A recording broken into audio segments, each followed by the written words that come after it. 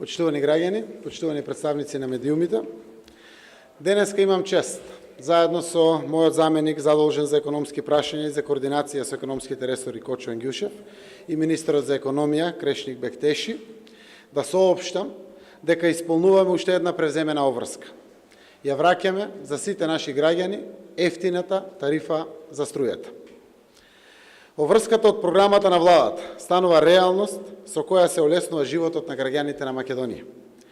Кога ја креиравме програмата на владата, во фокус ни беа потребите на граѓаните. Потребите за економско олеснување на сите граѓани и тоа без исклучок.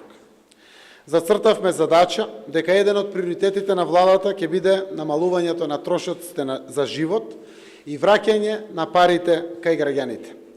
Си поставивме цел справување со енергетската сиромаштија и враќање на ефтината тарифа на струјата. Ова мерка чини 8 милиони евра. Тие пари ги враќаме назад кон граѓаните, кон сите граѓани. Знаејќи дека ефтината тарифа ја користат најповеќе сиромашните граѓани. Тоа значи дека најповеќе ќе заштедат посиромашните граѓани на нашата земја. Еве не денеска објавуваме дека тоа го реализираме.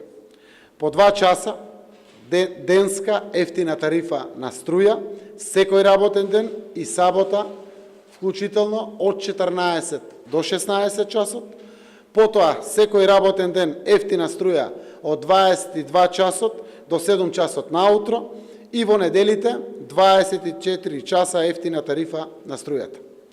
И тоа точно според предвидениот тајминг. Рековме дека враќањето на ефтината тарифа на струјата ќе го обезбедуваме во текот на летото и дека таа мерка ќе започне да се применува во текот на октомври оваа година.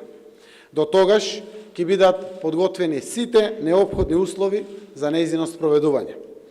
Исполнувањето на должностите што ги презедовме е прашање на честа и на интегритетот на оваа влада.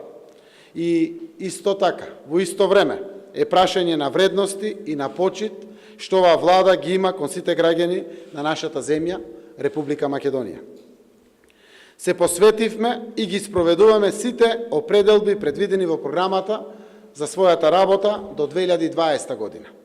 Оваа голема и свечена обврска е можна само заради тоа што вградивме цели кои се поврзани со животните потреби на луѓето и цели кои може да бидат практично реализирани.